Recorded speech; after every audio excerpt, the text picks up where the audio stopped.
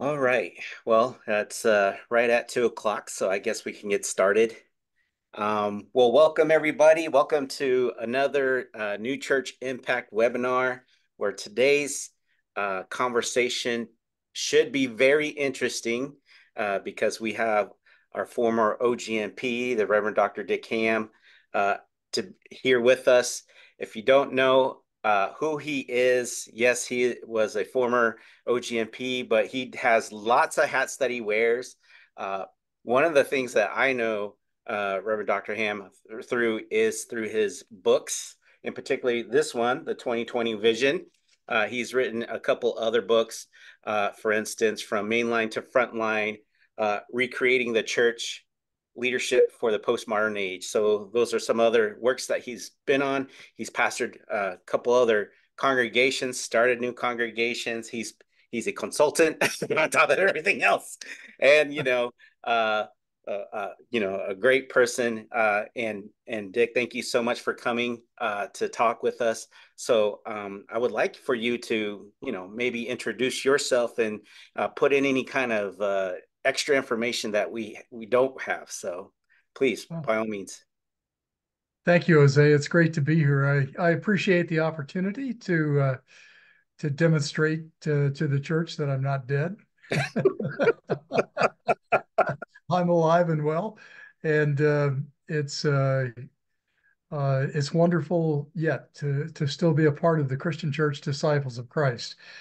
My wife and I retired in Indianapolis since we'd lived here for a lot of years during my GMP years, and then doing some teaching at Christian Theological Seminary and doing consulting and so forth.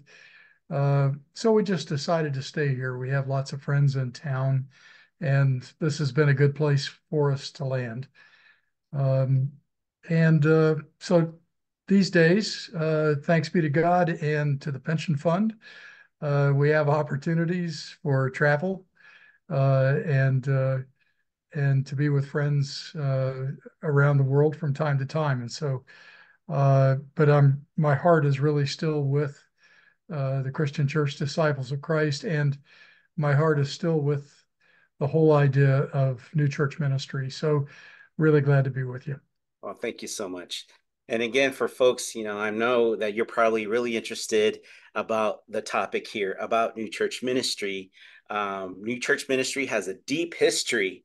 And, for us to kind of progress forward, it's always good to know what our past is all about. And in particular, we're focused on the 2020 vision. We have we did the 2020 vision sort of thing, and 2020 has come and gone, and often people are asking, well, what's the next thing? Well, if you see over here, Disciples Next is the next thing. But again, before we can even get into the next thing, we really have to understand who we are, not only as a church, but where have we been, sort of thing. So Dick, with that in mind, I would like for you to kind of like explain what was going on during the time whenever the 2020 vision came about back in the late 90s, early 2000s. Well, it probably happened even before then, the talk about it. So please give us the history about it. Well, I'll give you my take on it Uh-huh. anyway. The the church had grown incredibly rapidly after World War II.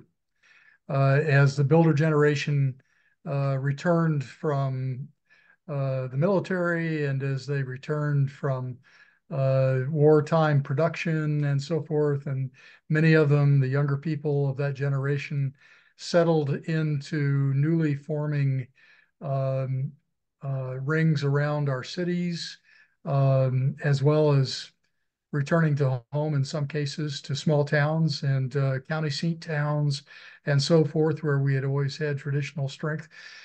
And they had been sort of, as I would put it, and I don't mean this in any negative sense really, they had been sort of institutionalized as young people by their experience of World War II.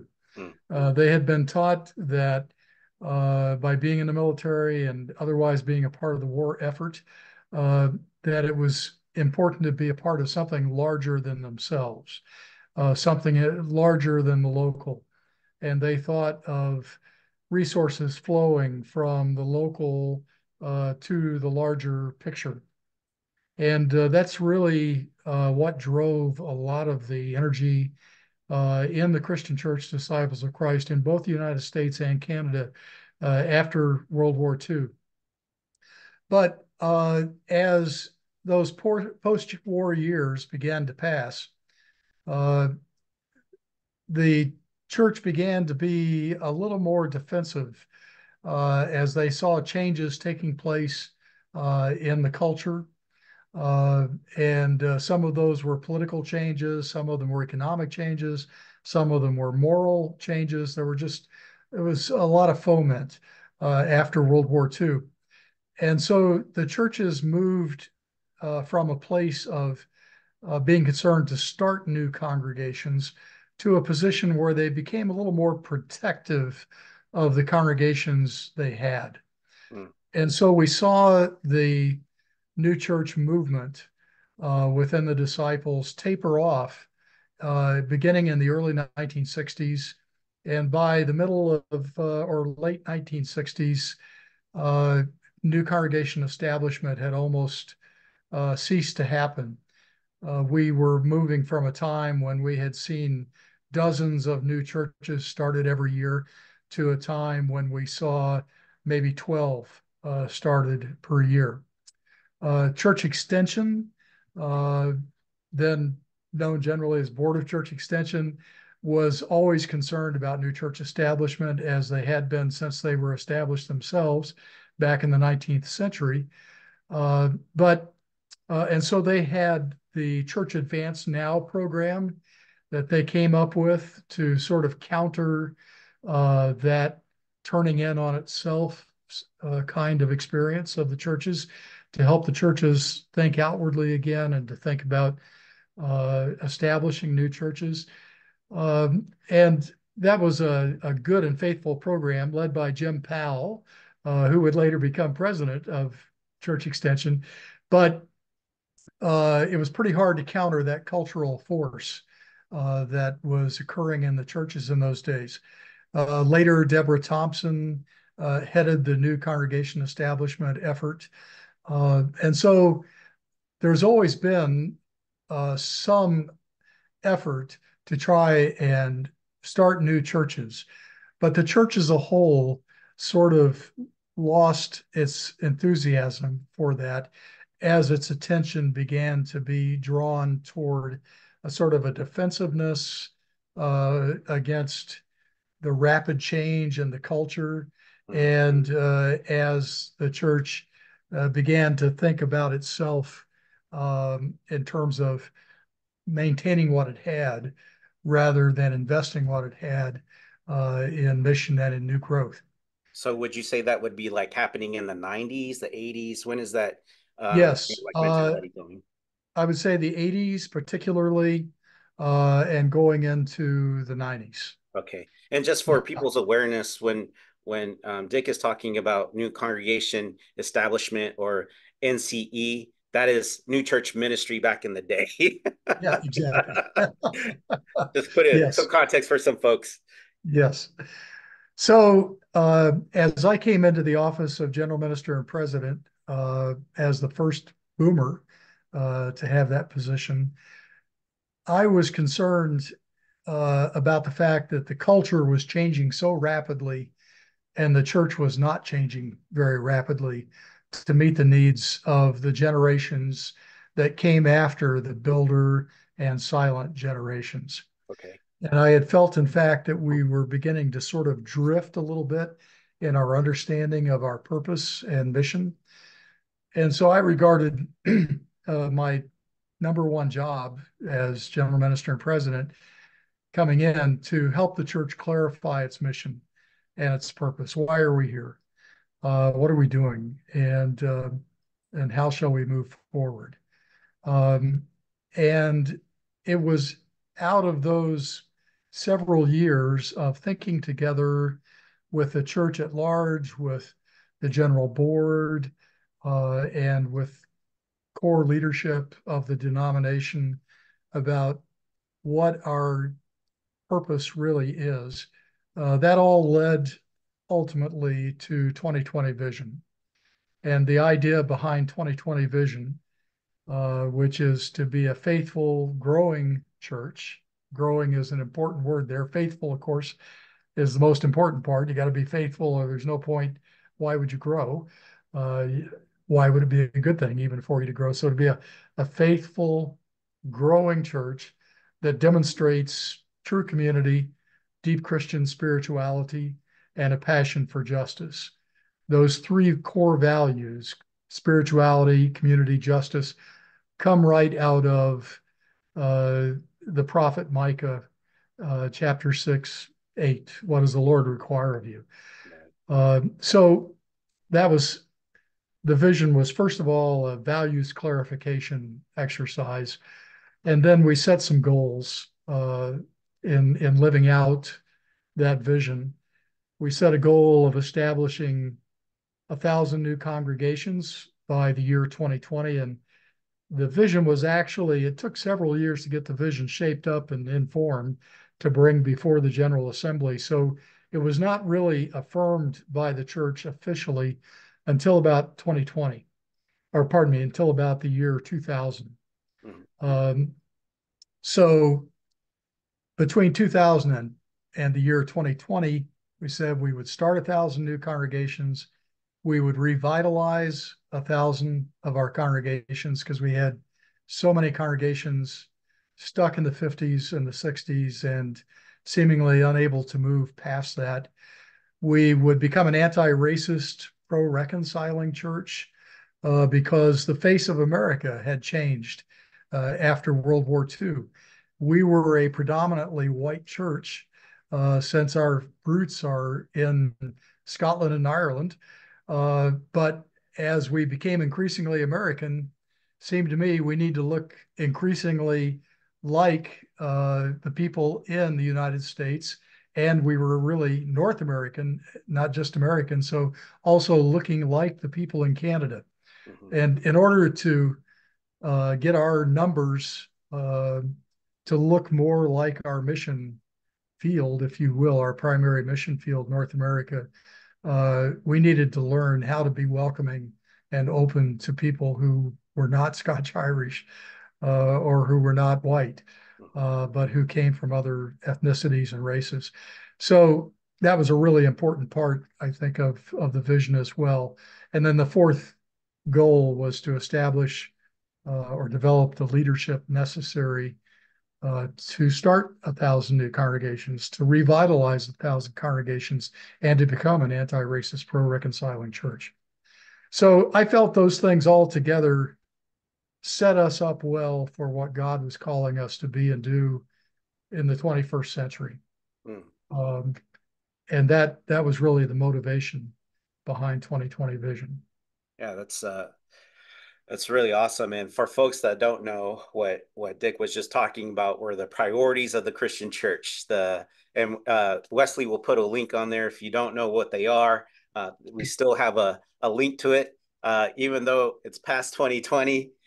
Those priorities are still at the heart of who we are as a denomination. And we're talking about, so here we are as Disciples Next. So we see true community, uh, Christian spirituality, and then a passion for justice.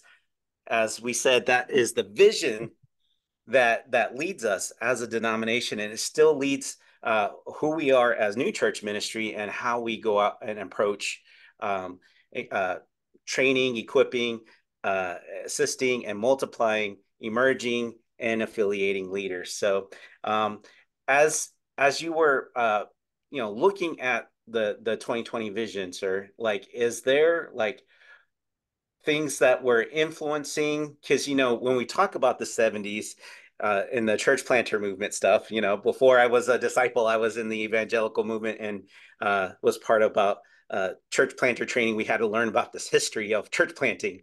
And like back in the 70s, there was this big movement called the church growth movement back in the 70s. And actually, there was a disciple that was kind of behind it. His name was Dr. Donald McGavran.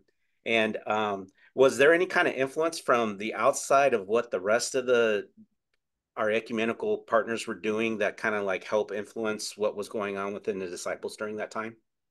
Yeah, first it was a kind of a reflection of my personal experience because I'd been a part of a new congregation project in St. Petersburg, Florida, as a young person. And then later that led me to feel called to start a congregation in Kansas City, Missouri, North Oak Christian Church, which is still Yep, going real strong. strong. Uh, so those influenced me, but also I was reading widely in those days. People like McGavern, who were more conservative than I was theologically, but sociologically, I thought the things he was talking about were right on point in terms of some of the things the church needed to do in order to reach more people. Also, as we participated as a denomination, especially in the National Council of Churches, we rubbed up against other mainline Protestant groups like the United Methodists, especially, and others who had uh, strong church growth movements within them. And those made a lot of sense to me, and they really influenced a lot of disciples. I was not the only one. I was just one pastor doing that kind of reading and going to things like the National Evangelism Association meetings and so forth to try and figure out how do we grow the church here in the 70s and in the 80s. So there was a whole lot of that going on, I think, among pastors of congregations and between denominations. And um, one other thing I would say about that is some of it continued to be driven by a certain defensiveness, I would say, like if we don't start planting churches again, then we're going to die, um, which was probably true. But preventing death is not a very good motivation for a new church ministry. Hmm. There's got to be a more positive reason for doing new church ministry than avoiding death. Jesus said, this is something I always say. Jesus said, "Whoever seeks to save their life will lose it. Whoever loses their life for my sake will find it." Same is true for the church as it is for us as individual Christians. Um, the the key to new life is to pour our life out in mission, and it all comes back to us. So we do it not to avoid death, but in order to grow the witness for God's love in the world. Amen to that. And I often like wondered about that too. Like when people were saying, "Well, we gotta start new churches or plant new churches or we're gonna die." It's like, aren't we a resurrected people? Yep. Why do we fear death? Sort of Yep. thing. Easter's on its way. Yes. Yes. Yep.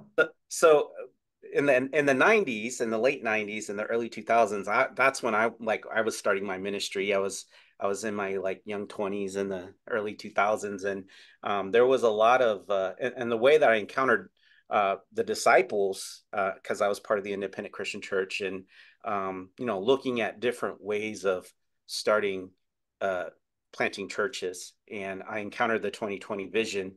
But I also was reading a lot of different books, like from the missional church movement and the emergent church movement, were the two movements that were really, really strong during that time. But what I encountered in the 2020 Vision book was that there was like a uh, something that was uh, very has a lot of confluence to it in respect to the identity and to who the nature of a denomination. With the Christian churches, the independent Christian churches, it was about we're all non-denominational, we're independent, sort of thing. But when you encounter the Christian church, disciples of Christ, there is this idea of autonomy, but again, we're all about covenant. Sort of thing. And so the 2020 vision kind of laid out this plan to start new congregations in a way that aligns with the history, the deep history that we have, along with the the uh, the progressive mindset of like, we have to be different. And so like this framework was sort of starting to form out of that, you know. When you look at your time with as the OGMP and looking at the way that these new congregations were forming, what were some of the things that you liked, or what were some of the things that were maybe challenging and that we needed to do differently, sort of thing? Well, I'd want to say, first of all, that it's not like 2020 vision just came out of my head. Uh, I was more, I think my role in this, while I recognized it when I saw it as what I thought God was calling us to do as a church. My role was not really to lay that out there as something finished and so forth. My job was really to develop process that would bring together the best thinkers in the life of our church, and the people who were most committed to the core idea of being disciple, and helping them clarify what it was God was calling us to be. I would describe it more as a discernment process in which really literally thousands of people took part, rather than something that came from me personally. So I just want to make that clear Mhm. uh, But you as wrote the general book. minister. So it was my job to gather it together and get it before the church, but I didn't make all that stuff up myself. Um, so back to your question, some of the things that I saw happening around the church. I saw a lot of new congregations developing out of conflicts between congregations. And while it's not impossible for a church that comes out of a conflict to thrive, I think it's more difficult for a congregation to have as its purpose to get away from those people with whom we disagreed so much, and to start a new church that's like we want it. Mhm. Um, and most of the new congregations that were being started in white suburbs. So we were kind of leaving the inner cities behind, but more to the point, we were staying white Mhm. because we were, and in one way, it's understandable why that happened because it's always easier to appeal to people who are like yourself. That's the low fruit. Right. But we're not talking about low fruit in terms of what's easiest for us to do. We're talking about the fruit of the Spirit. And when we're talking about the fruit of the Spirit, then we're talking about brothers and sisters of various cultures and races and ethnicities and orientations and so forth being church together. And you can't develop that kind of a church in a continental sense if you're just starting churches in white suburbs, especially white suburbs where people might have been. This is not always true, but some of them were fleeing from the very people that we needed to be uh, listening to, taking seriously, and helping to become a part of the church. So uh, again, it was a little bit. There was a core of defensiveness there, and kind of holding on to what we've got and being more of what we are, rather than turning toward what God was calling us to be as we're called to transform the cultures in which we find ourselves rather than to simply reflect them. Yeah, So, and it's like, through new church ministry. So like, can you explain like the a little bit of the relationship between the OGP and OGMP's office with new church ministry? Also, it was known as Hope Partnership for Missional Transformation. How did that work with the OGMP's office and what you were trying to do with all that?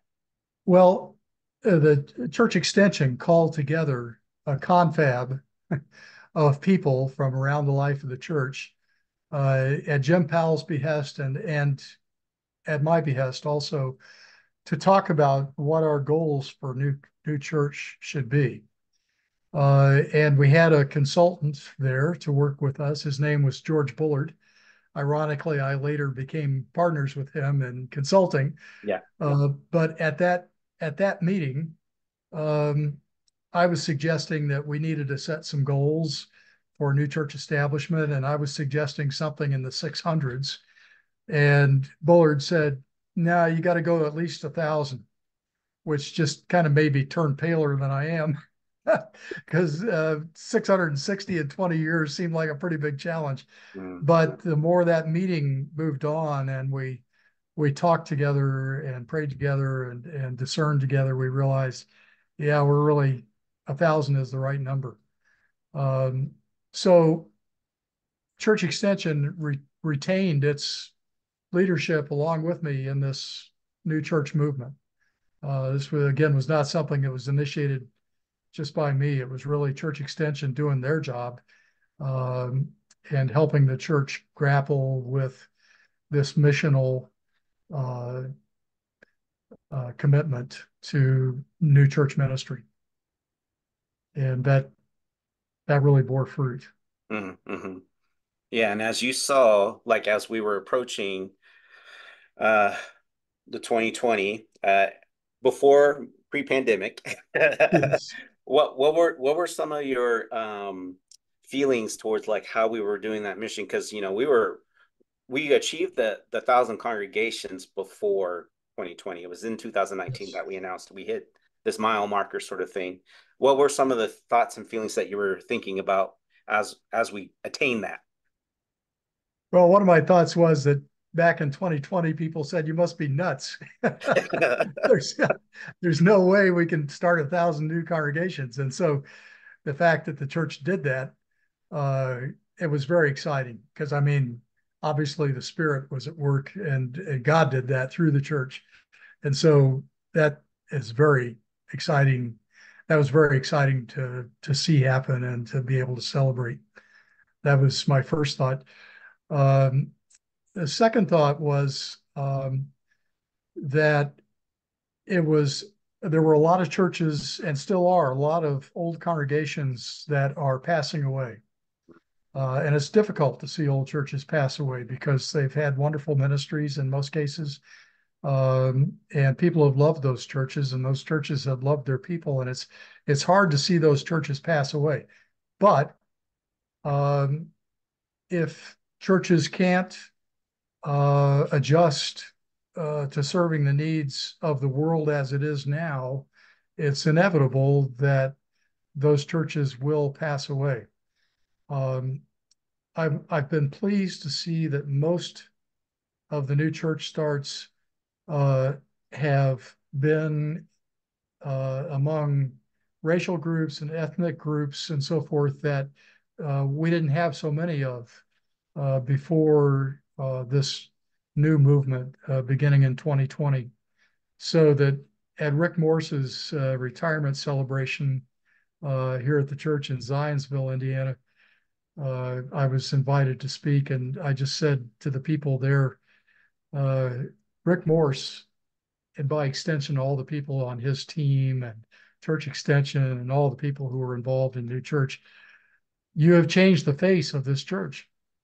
We are no longer a 94% white denomination. We are now something more like 80%. We've got a ways to go to look like our culture, but we're looking a whole lot more like our culture uh, now than we were back in 2020. So that's been very exciting to see that happen.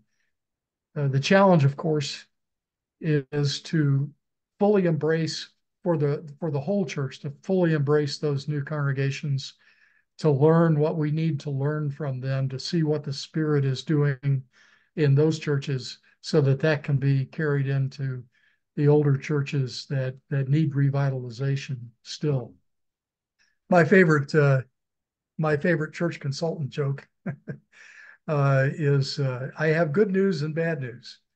The good news is if it's ever 1957 again, we're ready. right. The bad news is it's never going to be 1957 again. Mm, So the new churches have brought new life to our denomination as a whole, and we see uh, new stuff cooking that just couldn't surface and really work its work the way we were when we were 94% white. Right.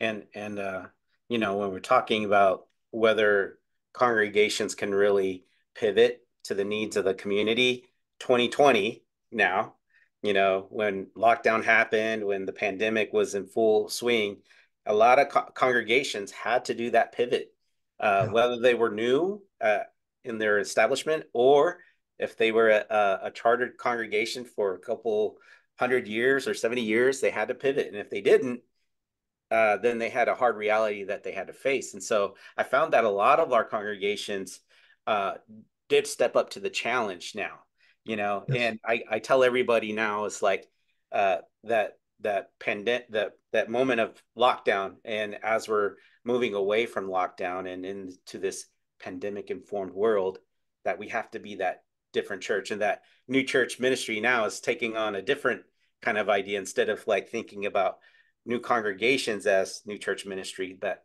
the whole church in itself is new Yes. church. Yes. So when I say that, what do you think about those kinds of thoughts? I think that's exactly right. The the more you see decline in either a congregation or a denomination or any social organization, really, but especially here we're talking about congregations and denominations, the more decline you see, the more of what Ronald Heifetz would call adaptive change is required in order for that institution to begin to thrive again. So the Mm-hmm. farther down the hill in the life cycle you go, the more adaptive change is needed to turn it around. Um, and I think uh, some of our congregations have been able to do that, and some of them are doing it now that have been with us for many, many decades. Some are just not able to, and unfortunately, that's the case. New churches, though, new churches also have to recognize that things change fast. And so if you were a new church, I mean, if you were started in 2015, I'd say, yeah, you're a new congregation. That's great, but the world isn't the way it was in 2015, even when you were started. So this is something we all have to be aware of, regardless of our ethnicity, our race, any of that. We have to be constantly looking for the new things God is seeking to do in this rapidly changing world. That's really important. The one other thing I would want to say, Jose, I want to get this in. I'm so grateful to those who followed me in the office of general minister and president, because a lot of time institutions have really short attention spans. Mm, 20 years is a long time for a vision to last. I usually tell congregations you need to revision your future every 5 to 7 years at least. right. I think it's for a denomination that would be too quick. For a congregation, that's about right. But people in leadership kind of tend to think like, yeah, nothing happened of any importance before I got here. And so they look for a new vision to replace an old vision that really hasn't fulfilled its task yet, Right. hasn't really brought the change that it needs to bring. Mhm. So, Chris Hobgood was great, especially around the anti-racism piece. He was an interim general minister and president, but he did a great job of bringing that to the denomination's attention. Sharon Watkins did a great job of continuing 2020 vision and just making that whole idea stronger. And now I think Terry Hord Owens is doing a great job of trying to help the whole denomination consider, okay, what kind of adaptive change do we need to make now as a whole denomination in order to thrive in God's future? So I really just want to affirm all the people that have followed me as people who were really right on and blessed, have blessed the church. Yeah, definitely. And I think it was during Reverend Dr. Sharon Watkins' time that our identity statement was finalized of, to Yes. be a movement for wholeness in a fragmented world, Perfect. that's like one of the key pieces for this Disciples Next, along with carrying on the mission of the Christian church that we have. So to be the good news, to share the good news, and then if you can't see it down here, to serve from our doorsteps to the ends of the earth, as just breaking that mission statement down into what I would call the ecclesial minimums. And I got that idea from the microchurch movement, which is kind of like a more modern church planting movement. It's like, what is it, the least of things that require you to be a church? And we already had it. We had the answer in our face the whole time. And so what I love about the vision is like when you're fulfilling your mission, the vision comes to fruition, sort of thing. So as we're living in this pandemic informed era, and I've shared like what this whole Disciples Next framework is just building on what has already been, you know, been in the works for these umpteen years, since 2020, even beforehand, being true to our identity as a Christian church. And that, with the framework now, it's like, well, how do you share the good news? How do you be the good news? And how do you serve from your doorsteps to the ends of the earth? And friends, if you want to go to newchurchministry.org and look at what the Disciples Next thing is, it's just building on the mission and the vision and the identity statement of the Christian church, where we're suggesting contemplative action as being a piece of the kind of like core competencies that you do in order to really live out your life in a congregation to be the good news. Same with sharing the good news. A lot of people have come up to me and say, "Well, why don't you put evangelism there?" Again, during this time of being not only pandemic informed but trauma informed, we want to be sensitive to folks who have been hurt by the church.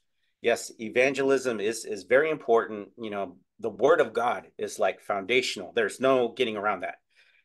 That's why we kind of called it prophetic advocacy, because it's bringing evangelism and this missional kind of like aspect to community into play, and it's more of a to me, it's like more robust in that, and then we have faith rooted organizing to help us with the serving from our doorsteps to the ends of the earth sort of thing, to kind of help us. And again, these are just suggestions of like how can we really incarnate these ideals that we have, and to really fulfill our not only our identity but our mission and vision. So Dick, what's been some of your kind of like thoughts around what was presented for Disciples Next? Well, I love the way this all is coming together in the visual behind you there. I love that. Um, and I think what you just said about the church out of the micro church movement and so forth, churches are so different one from another, Mm-hmm. even though they have the same overarching purpose. There used to be kind of one sort of church almost that we were starting in the 1950s and 1960s, and it was the builder generation model. You got some capital together, you got some land together, and you got some people together, and then you built a first unit, and then you built another unit, and then you were done. And somehow you were supposed to be there ready to do the mission, but it always felt kind of like, okay, that had been the mission. And so the mission was kind of done. So what are we doing now? Well, we're protecting what we built. I think now congregational revitalization and new congregation establishment or new church ministries, uh, they're different, but in some ways they're really the same thing, because every church is having to become a new church now, Yep. in the face of the rapid change in our culture, and in the face of the fact that new generations have new needs. Many of them do come to us traumatized by experiences they had, unfortunately, sometimes in our churches, more often, I think, in other strains of the church. And we've really got to deal with that Mm-hmm. to be faithful. So um, I really like that holistic approach that you're talking about in Disciples Next. We've all got to be the next thing God is seeking to do. Right. And it's yeah, again, it's just not like new congregations. The whole church. This is like we're all new. Right? We're all Exactly. new. And and then what I tell some of the folks is like, what we're trying to do is we're trying to give language to our congregations and to the leaders that we're training to help describe what people are experiencing. Like everybody's went through a traumatic experience. We all went through COVID-19. That is a collective traumatic experience that we've all dealt with. My generation, I've been to Iraq, served in the military for over 20 something years and have combat tours underneath my belt. I was a chaplain, so people my age in their 40s and 30s, I had to deal a lot with them to kind of like get over not get over, but to kind of like heal from grief. We went through that long war with Iraq and Afghanistan. Now we have new modern wars with Ukraine and Russia. We have conflicts like in Israel and Palestine. We have mass shootings constantly in our nation. We have gun violence in our nation. We have all kinds of political strife in our nation. So people are suffering, Yes. and this is on top of all the health issues. This is all on top of all the relationship issues, that sort of thing. So people are dealing with a lot. And if we went in with our traditional language that hasn't changed, it's not going to speak to people. And that's why we see this rapid decline in our nation of people being done or just having none religious affiliation. Yeah. So if we can bring this kind of like perspective to our community for so that they can get well spiritually and helps them get well physically and mentally and all the other areas of wellness. So yeah. Well said. Uh, Go ahead. Well said. Just, yeah, right on. Well, we're gonna go into a moment of time where if people have questions for you, let's put them in the chat. We're simulcasting with Facebook Live, which is another part of the pivot that we had to do. The multi-platform sort of thing. If people have questions on Facebook, write out your questions. That's why we're here. Okay, so got one popped up already. So it says this, the realization of 2020 goals, 1,000 were wonderful, exciting even, but to be transparent, have we truly kept up with the attrition of congregations closing? In other words, do we have net growth or decline after 2020 framework? We definitely have net decline at this point in terms of numbers. My hope is, and my experience is, though, that we have increasing health among a significant number of our older congregations, as well as those who are new congregations coming in, which will ultimately, I think, lead to some growth numerically of the denomination. But it's a kind of a flywheel effect. So we see this in congregations where congregations don't do anything about evangelism for 20 or 30 or 40 years. One day they wake up and realize that their average age used to be 35 and now it's 75. And it's even increasingly difficult then for them to do evangelism among younger people. Of course, that's going to result in a lot of congregations closing. So we've seen a lot of that in the last 20 years. I predicted a lot of that, but it's been much more than I predicted even. I mean, it's been really dispiriting to see how many congregations have just closed their doors. But, that's a part of the process of renewal. Um, it could just be a part of the process of death, but I think it's a part of the process of renewal. As older congregations that are unable to change make way for older congregations that are able to change and make way for these new congregations that are being started, various kinds and shapes and so forth. Um, that's all to the good for the future. So I'm less concerned about the sheer numbers of disciples in North America. I mean, of course, I'm concerned about that in the long run because I want us to have a transformative impact on the world. And part of having a transformative impact is having enough of you to have that transformative impact. But I'm really first concerned about the health of our denomination, of our church, because you have to be healthy in order to grow and to be transformative.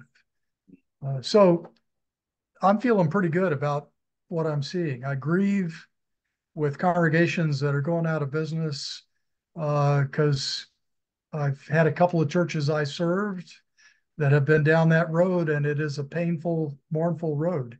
There's no question about it. But at the same time, try to focus on all the good that was accomplished in those congregations before they closed their doors and encourage them to close in a way that will be a blessing to the church and not just go into that good night quietly, but uh, go out with a bang. So, well, I'm starting to drift, so I better come back to the questions. But so I'm more concerned about the fundamental health of our church than I am the sheer numbers. Yeah, I agree with that when it comes to congregations. In our philosophy right now is that we focus on leadership development, training our leaders, especially the younger leaders, and train as many as we can because it'll come from them and their communities of how does these new congregations look. Like you said, like we have to change the way that our congregations look, and it's not the traditional brick and mortar like we had in the 1950s. Not to say that the brick and mortar isn't important. It is. There's a place for all mental models of congregation or mental models of church. For us, it's about focusing on the training. So we kind of updated the priorities right now. So it still goes along the original four priorities. So if you're all interested, the next priorities is deepening pro-reconciling and anti-racist practices. So we're investing in 3,000 emerging and affiliating leaders by 2050. Build a coaching program to deepen leadership growth needs. So, um, you know, with that kind of statement, what we're saying is that whatever leaders come through New Church Ministry, we're not necessarily saying, hey, you got to start a new congregation.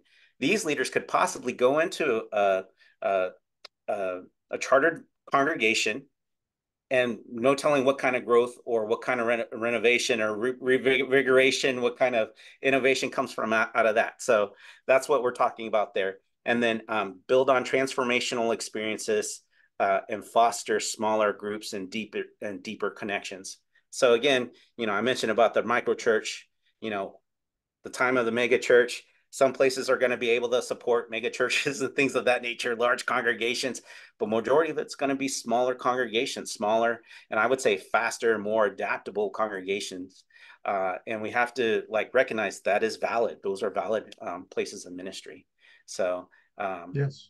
my kind of 2 cents in there. All right. Let's see. The next question was, can you speak to perhaps as the disciples move to a more liberal theology, that liberalism may have blunted the power of our witness to community? I think, first of all, I used to refer to myself as a liberal. In fact, when I was elected as GMP, the New York Times carried an article which called me an evangelical liberal. And in 1993, I was pretty happy with that description. I thought, yeah, I can live with that. These days, I would call myself a progressive because I think liberal is a reference to a movement that in some ways has run its course.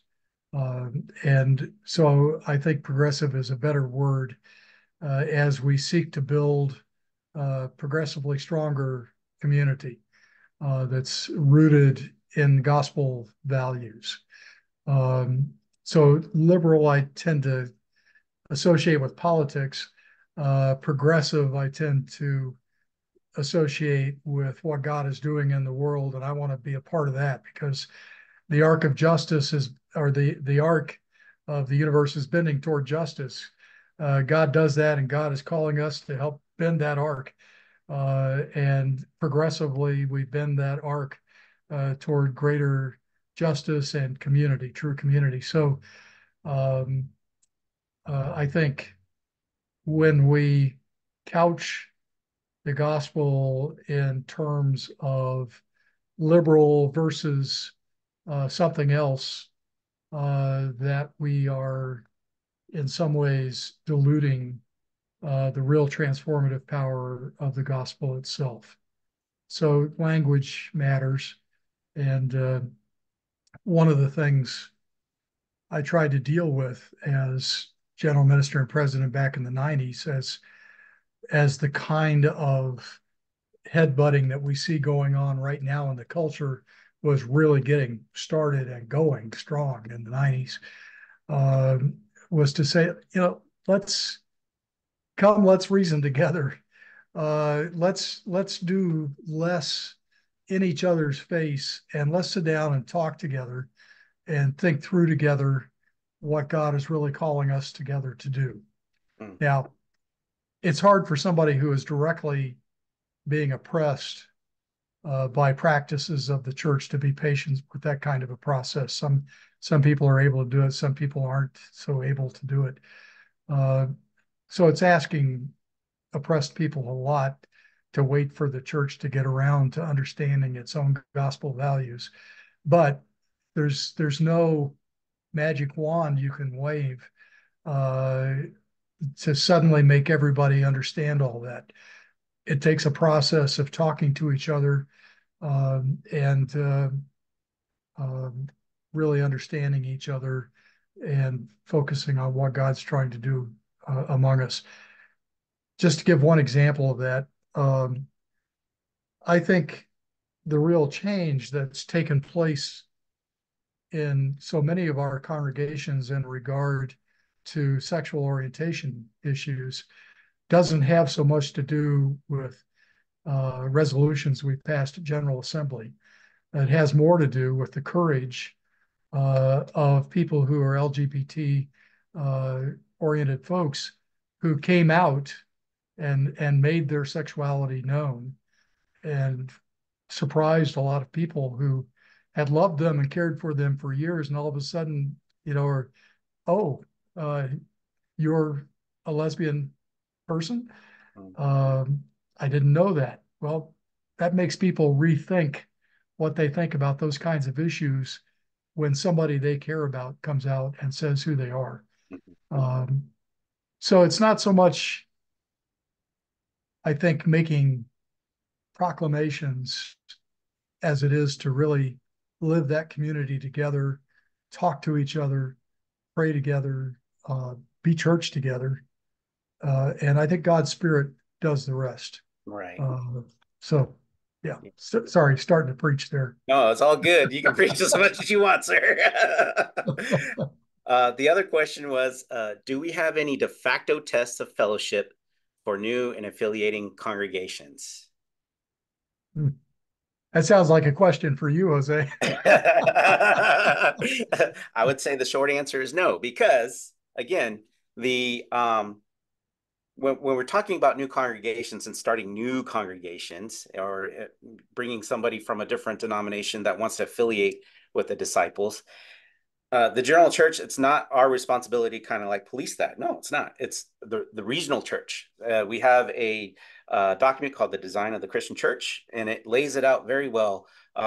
It's up to the regions on how they do that. What I would suggest is when you look at a new congregation or an affiliating congregation, my question would be, what ways are they showing that they're being the good news? Or what ways are they showing that they're sharing the good news? Or what ways that they're showing that they're serving from their doorsteps from the ends of the earth, sort of thing. So it's like that would be my test, because that's the again we're saying this is the ecclesial minimum of us being church as a whole, disciples. Yeah. We're one church, right?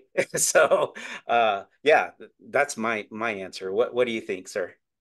Well, let me speak as a white male for a moment. Um, I have to fight the tendency within myself, and it's a tendency I see in white congregations generally, to pass judgment on churches of other racial or ethnic constituencies, uh, and insist somehow that, okay, as soon as you learn to dress like us and sing like us and do everything else like us, then we'll admit you into this fellowship called the Christian Church Disciples of Christ.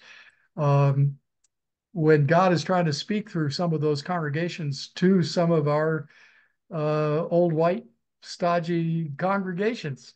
So when we set ourselves up as the standard, I'm talking now again as a white male, when we set ourselves up of the standard of Christianity that others must come up to, Right. uh, we often are putting ourselves in a position of missing the very message that God is trying to get to us. So I would affirm your statement that this is the responsibility of regions. In large measure, that's true. But I would also say that in that white congregation in the suburb that sees a very different looking congregation of disciples forming someplace else in the city, you need to be in relationship with those folks, congregation to congregation, so that you can learn from each other and help each other. Hmm. It's not a matter of somebody else proving themselves before that we will fellowship with them or consider them real disciples. Right, right. Yeah, good on that. The other question, I am wondering about the possibility of planting a new church in the same building as currently existing older declining church. Is that even feasible to consider? That is a model. Yeah, it That is is. a model. Right.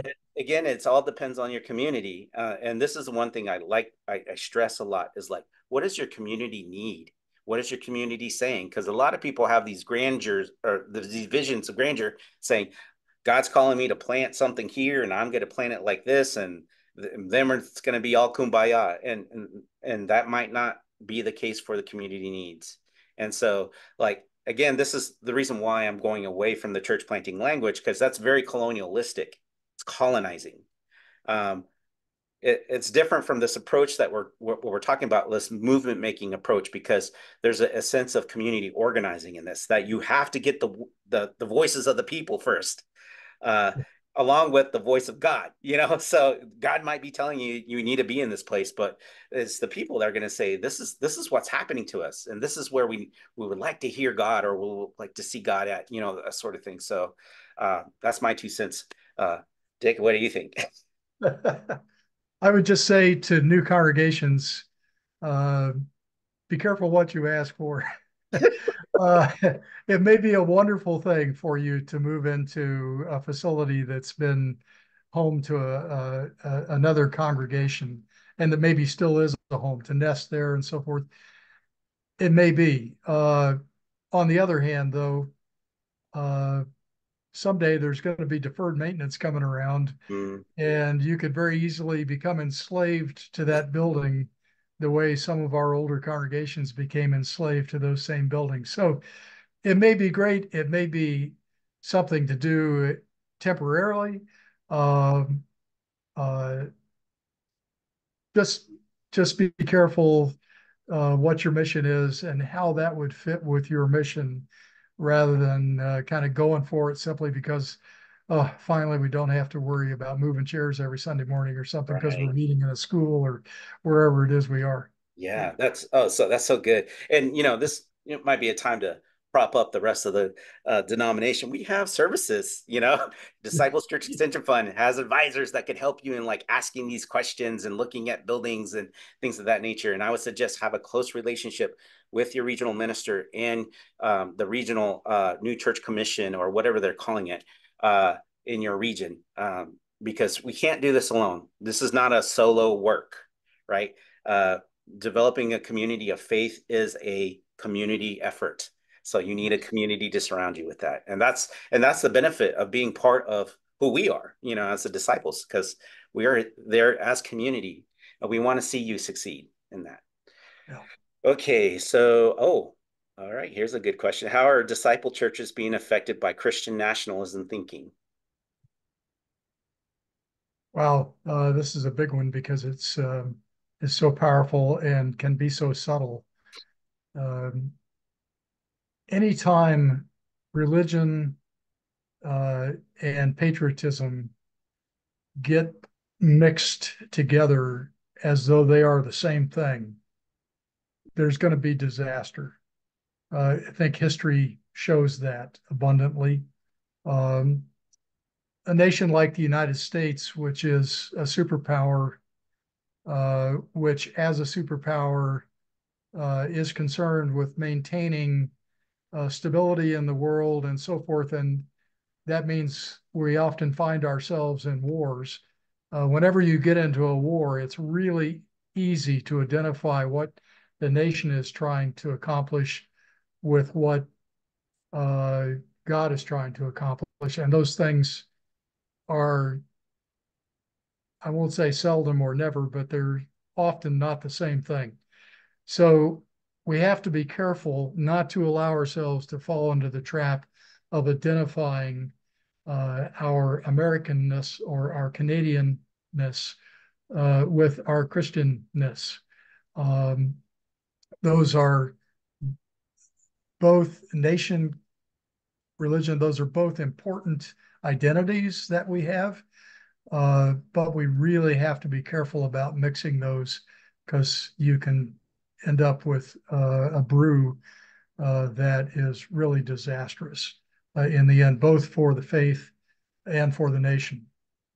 So um, I think right now, Christian nationalism is uh, has been in a huge time of surge in the country as a whole, and politicians speak glibly of of how the government should reflect God's desires. The problem with that, of course, always is, well, who determines what God's desires are? Mm. Uh, One of the reasons we maintain a secular government, and that was maintained, that was originally developed by a lot of people who were Christians. Some of them were deists, some of them were something else, but they recognized that if they allowed the church to define what good government is, that it would lead to the same kinds of wars and strife and so forth that happened in Europe, which was what many people came to the United States to and to Canada to get away from. So there's a lot to be said about this. I probably need to write a book.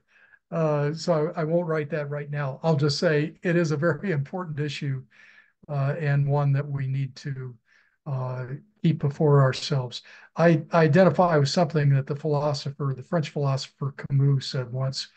I should like to be able to love both my country and justice. Mm. Mhm. Um, and I think when you begin to look at your country as able to do no wrong, or as somehow divine or divinely blessed, um, you're in a position where you're likely going to contribute to more injustice in the world than you are justice. So let's keep our loyalties, but let's keep them, let's have a firewall between those loyalties so that they can speak to each other but not become identified. All right. And we did a new church impact episode on Christian nationalism. If you want to check back, it's on our webpage. Couple more questions before we end it. One person was talking about evangelism, kind of answered that. Just to kind of going deeper again, as a whole church, we have to have this conversation because to share the good news, what does that mean for us? That is a great question. Again, be mindful of the different words, how we use it, and things of that nature. Uh, there's a question out here for you, sir, directly. What would you like to see the church backslash new church of the future look like?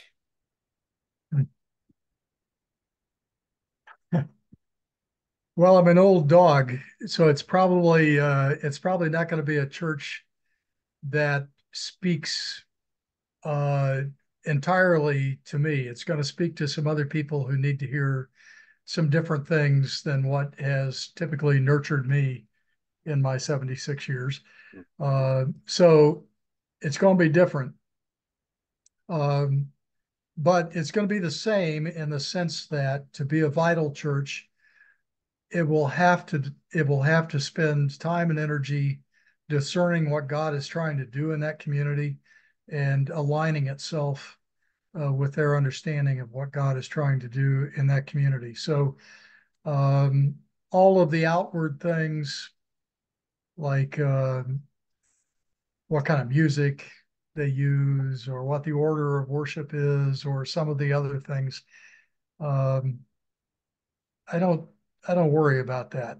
I worry more about, are we a vessel through which the Holy Spirit can speak and express itself and help us uh, become whole as a people and offer that wholeness to the world. Yeah. Um, so I guess that's the way I would respond to that question. Last one before we end off on this. And you said that you've taught at CTS before. What role did you see our seminaries, or do you see our seminaries playing in the implementation of not only the 2020 vision, but also this next phase of it? And what role do you see them playing in these updated priorities? Yeah. Basically. Um, Theological education is going through a really difficult time of self-searching right now to understand what its role is in the churches and in the world. I would say that speaking for disciple seminaries, which are the ones I know most about and whose values I most treasure, I would say that we will continue to be ecumenical institutions uh, so that we have people from many different traditions present, in part to educate the disciples who are present, to help us see the gospel and the nature of the church through eyes other than our own uh, eyes, which are only a couple hundred years old. There's others who have many more years of history and experience uh, to help refine our understanding. So we need to be institutions that are learning from others besides disciples. But I also think that each of our theological institutions needs to take very seriously the specific needs of the Christian church disciples of Christ.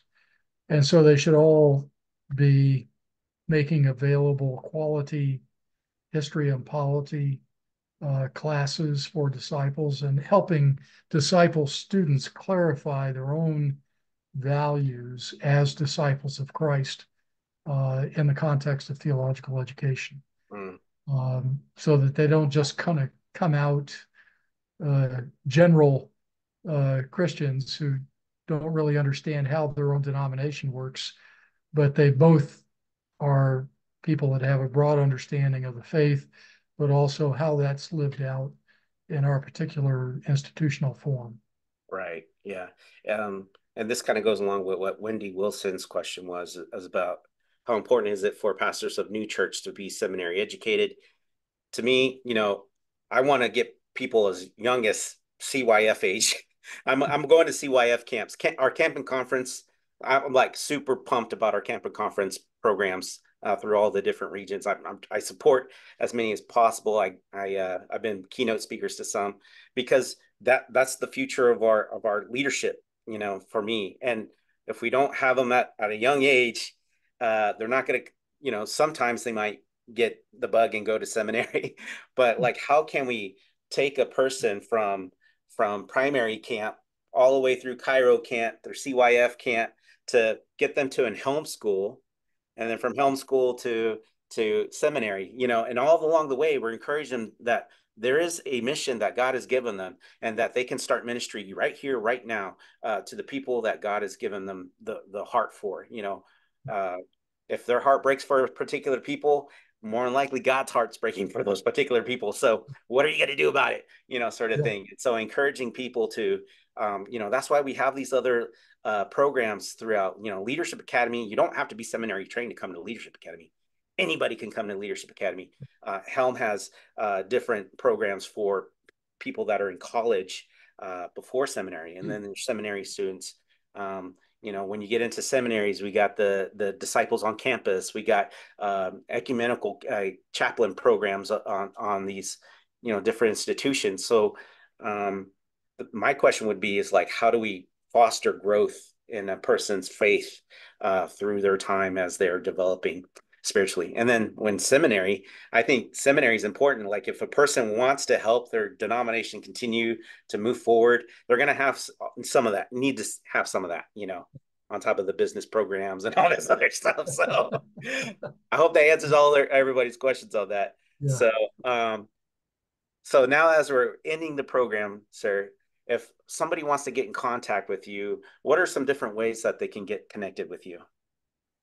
The best way really is by email. Um, I'm not always here, but email follows me, and I try to respond to email pretty quickly. If you call me on the phone, you'll get a voicemail message that explains that I screen, and if I perceive that I need to talk to you, I'll call you back. But if you don't leave a message, I won't call you. So the best thing to do is just leave a message at D as in Dick, Hamm, Hamm, at DDI.org. So dham at DDI.org, Disciple Data Incorporated, DDI.org, dham Awesome. at DDI.org. Yeah. Awesome, I sir. just one other follow up on what you said before, though.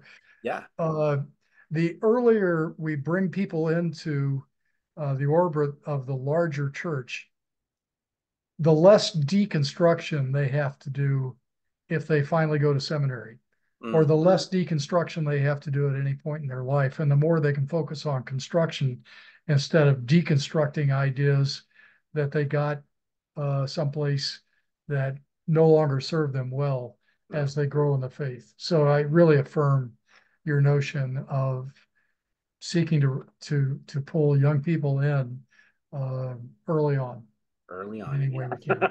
Because I mean, if it wasn't for that, like uh, I was involved in campus ministry when I was in college. I went to church camps when I was younger, and a lot of my colleagues they say they got their call during CYF camp.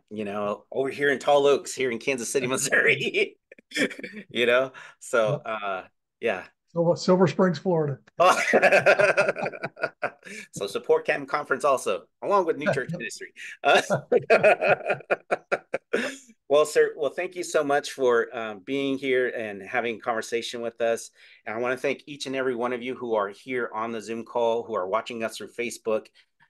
Thank you again. We cannot do our ministry without you. So every time that you log in, every time that you pop in, you go to Leadership Academy, you just like our page, like a post of ours, you are supporting us. Also, we do love the cash, but more importantly, you are the most valuable asset in our church. You as a person, your gifts, you're gifted by God, and you sharing your gifts with us by being part of what we're doing is totally awesome, and we thank you for that. So we'll see you next time that we have the New Church Impact webinar. Thank you so much. Thanks, Jose. God Thank you, bless you sir. thank you for your leadership. Thank you.